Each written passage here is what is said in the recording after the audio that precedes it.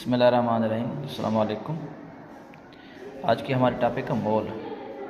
Mole is defined as gram atomic mass और gram molecular mass और gram formula mass of any substance is called mole. या mole की एक और definition भी है कि व्हेन एटॉमिक मास कमा मॉलिक्यूलर मास और formula mass is expressed in grams is called mole. क्योंकि यहाँ पे हम ग्राम इस वजह से ले रहे हैं, AMU में वैसे एटॉमिक मास, मॉलिक्यूलर मास और फार्मूला मास,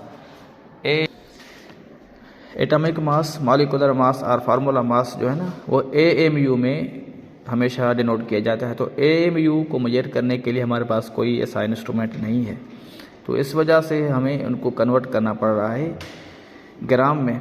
अब लेट सपोज हमारा एक एग्जांपल है वाटर का अगर हम मॉलिक्यूलर मास देखेंगे तो वो 18 AMU है, लेकिन 18 AMU को मेजर करने के लिए हमारे पास कोई इंस्ट्रूमेंट नहीं है ना। इस वजह से हमें 18 को अगर हम ग्राम में लिखेंगे AMU की जगह तो ये हमारा मोलर मास कहलाएगा। उसके बाद में हमारा सेकंड एग्जांपल है कार्बन डाइऑक्साइड। इसका जो मॉलिक्यूलर मास है वो 44 AMU है, ठीक है। अब AMU को अगर हम कन्वर्ट करेंगे ग्राम में तो ये इसका हो जाएगा मोलर मास। यानी अगर हम जब भी मोल की बात करेंगे तो उसमें ग्राम लाजमी आएगा, कोई ग्राम को हम आसानी से मेजर कर सकते हैं। अब सवाल पैदा होता है कि हम कैसे कैलकुलेट करेंगे, किस कंपाउंड में कोई हमारे पास ऐसी अननोन वैल्यू है या ऐसा हमें पता नहीं है कि कितना पानी होगा या और कोई कंपाउंड होगा, तो उसका मोल्स कैसे फाइंड करेंगे। तो उसके लिए फार्मूला ये है, नंबर ऑफ मोल्स यानी N, ठीक है, equal to given mass upon atomic. अगर एलिमेंट होगा तो उसका एटॉमिक मास होगा, अगर कोई मॉलिक्यूल होगा यानी कंपाउंड, कोवेलेंट कंपाउंड, तो उसका मॉलिक्यूलर मास होगा, और अगर आयोनिक कोई कंपाउंड है तो उसका फार्मूला मास होगा। और अगर तीनों की जगह आप लोग फार्मूला मास भी लिख देते हैं तो कोई इशू नहीं है इसमें। अब इस एक एग्जांपल मैंने यहाँ पे खुद बनाया है। तो how many moles in 54 gram of water. हमारे पास किसी बीकर में 54 ग्राम पानी पड़ा हुआ है या गिलास में। अब हम उसको वेट करेंगे तो आगे 54 है, तो उसकी हम पहले डेटा निकालेंगे कि गिवन मास जो हमारे पास है 54 ग्राम है और मॉलिक्यूलर मास जो है हमारे पास 18 ग्राम है। वो तो पानी का ऑलरेडी हम निकाल चुके हैं, और N हमें मालूम करनी है। तो N मालूम करने के लिए गिवन मास हम ऊपर लिखेंगे और उसको एटॉमिक मास, मॉलिक्यूलर मास या फार्मूला मास से डिवाइड करेंगे। तो N है हमारे पास आ जाएगी, 54 को डिवाइड करेंगे 18 से तो ये हमारे पास 3 मोल हो जाएंगे। यानी उस बीकर में जो पानी पड़ा हुआ है वो 3 मोल पानी है। इसी तरीके से एक और एग्जांपल, अगर हम एंट्री टेस्ट लेवल पे जाएं तो वहाँ पे कुछ ऐसा आएगा। 54 तो आसान है, लेकिन अगर इसको मैं लिख दूं 5.4 तो ये थोड़ा मुश्किल हो जाएगा। यानी आप लोग बिना कैलकुलेटर के नहीं कर सकते, लेकिन इसके लिए एक ट्रिक है कि इसका आंसर वैसे 0.3 आएगा, लेकिन कैसे, जिस तरीके से यहाँ पे मैंने 54 ग्राम लिया था तो 3 था। अब 54 को मैंने क्या किया कि बीच में डेसिमल लगा दिए, यानी ये डेसिमल पहले यहाँ थी, अब डेसिमल ये यहाँ पे आ गई तो ये हो गया 5.4। इसी तरीके से अब इसमें डेसिमल जो है ना ये लास्ट में होगा, किसी में डेसिमल अगर नहीं होती तो लास्ट में होती है। तो अब इस डेसिमल को मैं इस तरफ लेके आऊँगा तो ये आंसर हो जाएगा 0.3। तो इस तरीके से आप लोग एंट्री टेस्ट में यानी बिना कैलकुलेशन किए बगैर, बिना कैलकुलेटर यूज़ किए बगैर आप आसानी से इसको हल कर सकते हो। मोल के बाद हमारे पास अगर ऐसी फार्मूलों को हम उल्टा करेंगे तो जो अभी हमने एग्जांपल किए थे उसमें हमने N मालूम करना था, बाकी चीज़ें हमें दी गई थी, गिवन मास और एटॉमिक मॉलिक्यूलर फार्मूला मास जो भी था हमें दिया गया था। लेकिन अब हमें N दी जाएगी यानी नंबर ऑफ़ मोल्स दिए जाएंगे, उसका हमें वेट मालूम करना पड़ेगा। तो उसके लिए ये एक find the weight of 3.5 moles, यानी उसी फार्मूले को हमने रीअरेंज किया है कि एटॉमिक मास जो मास के पहले नीचे था अब हम लेके इस तरह आए गए, इधर लेके आए तो ये मल्टीप्लिकेशन हो गया N से। Find the weight of 3.5 moles of, इसमें मैंने 2 न्यूमेरिकल दिए हैं, एक पानी एक कार्बन डाइऑक्साइड। तो हम पहले पानी का देखेंगे कि अगर हमारे पास पानी के 3.5 मोल हैं तो उसका क्या वेट होगा। तो उसके लिए ये है कि 3.5 मोल यानी 3.5 18 इसका पानी का मोलर मास है, और मास हमें मालूम करना पड़ेगा। तो 3.5 को हम मल्टीप्लाई करेंगे 18 से, तो हमारे पास आंसर आ रहा है 63 ग्राम से। यानी अगर हमारे पास 3.5 मोल होंगे तो उसका जो वेट होगा वो 63 ग्राम होगा। इसी तरीके से अगर हम कार्बन डाइऑक्साइड को देखेंगे तो कार्बन डाइऑक्साइड के 3.5 मोल अगर हमारे पास हैं तो 44 इसका मॉलिक्यूलर मास है। कार्बन डाइऑक्साइड का मास हमें मालूम करना है, तो 3.5 × 44 मल्टीप्लाई करेंगे, दैट विल बी 154 ग्राम। यानी हमें मोल्स दिए जाएंगे तो मास मालूम तरीका करना पड़ेगा इस तरीके से। अगर हमें मास दिया जाएगा तो मोल्स मालूम करने के, जो हमने इससे पहले न्यूमेरिकल किए हैं। उसके बाद में एक और इससे रिलेटेड ही टॉपिक है एवोगैड्रोस नंबर। यानी एक एवोगैड्रो साइंटिस्ट था, ये अमेडियो एवोगैड्रो इसका फुल नेम है, इटालियन साइंटिस्ट था, और इसने इस नंबर को डिस्कवर किया था और इसको शो किया था Na से, नंबर एवोगैड्रो। यानी हम N कैपिटल लिखेंगे बड़ी साइज से, A लिखेंगे लेकिन थोड़ी स्मॉल साइज से, क्योंकि A जो इसमें डिनोट कर रही है वो एवोगैड्रो को कर रही है। The number of particles present in 1 mole of any substance is called Avogadro's number, या इसकी और डेफिनेशन भी है। एंड इट्स जो है वो न्यूमेरिकल वैल्यू इज़ 6.02। इसकी एक और डेफिनेशन ये है कि किसी भी हम कंपाउंड का अगर 1 मोल लेंगे तो उसमें जो नंबर ऑफ पार्टिकल्स होगा वो फिक्स होगा, वो 6.02 है। जिस तरीके से हम अगर दर्जन, डज़न, 1 डज़न जो होता है, तो हमारे जब भी डज़न ज़हन में आएगा तो हमारे पास एक मखसूस तादाद है, उसका तादाद है 12। चाहे कोई भी चीज़ लें, चाहे अंडे लें, चाहे चूड़ियाँ लें, चाहे हम इसके केले ले लें, तो हम डजन्स में लेते हैं। तो कोई भी चीज़ हो लेकिन इसका नंबर फिक्स है, जिस तरीके से इस तरीके से भी इसका नंबर फिक्स है।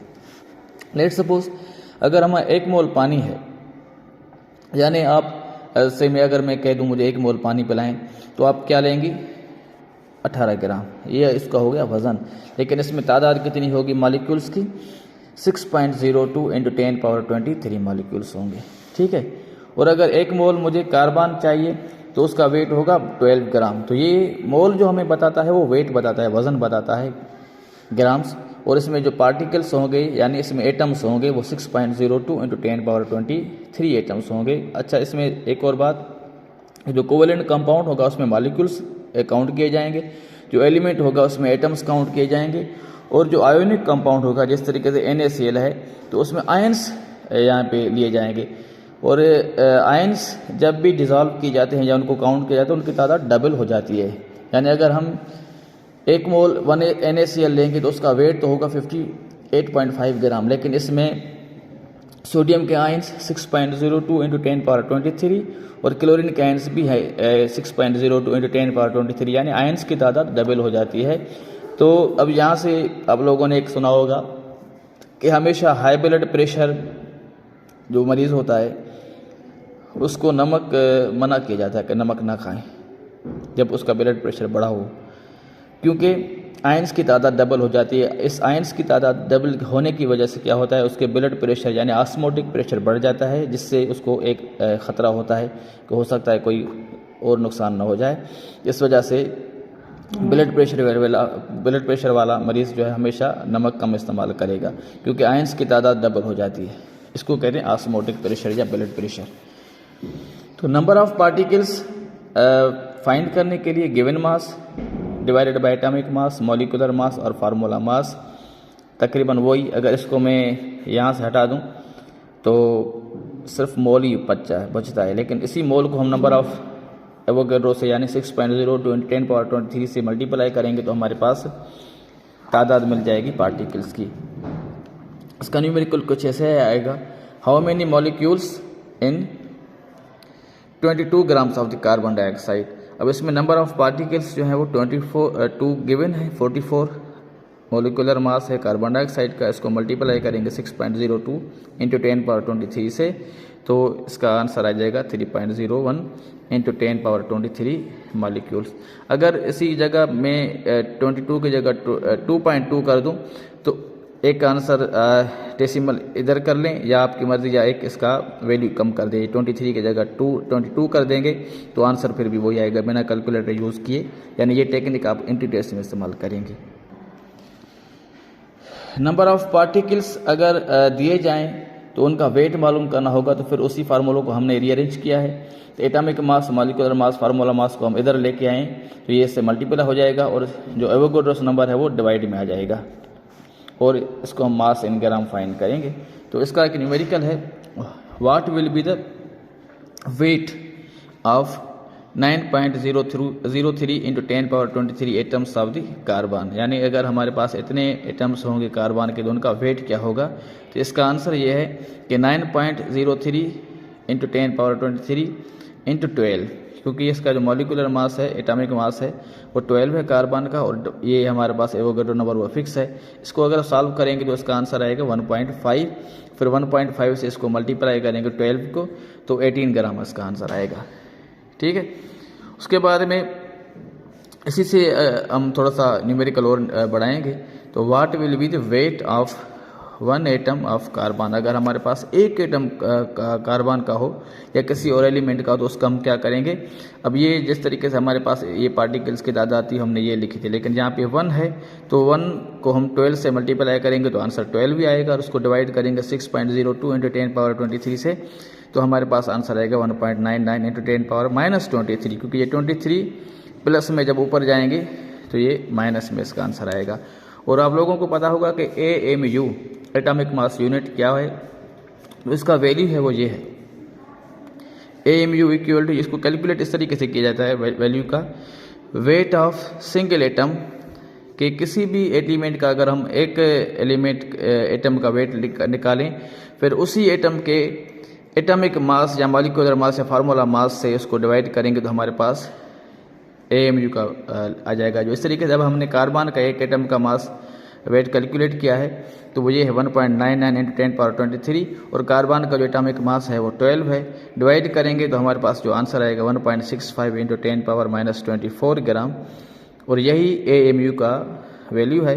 और किसी भी एलिमेंट का अगर आप मालूम करेंगे तो आपका आंसर ये फिक्स नंबर आएगा, ये कांस्टेंट वैल्यू होता है, इसको आप चेंज नहीं कर सकते। थैंक यू, और कमेंट्स में मुझे बताइएगा अगर डिफ़िकल्टी हो तो मुझे बता दें। Thank you.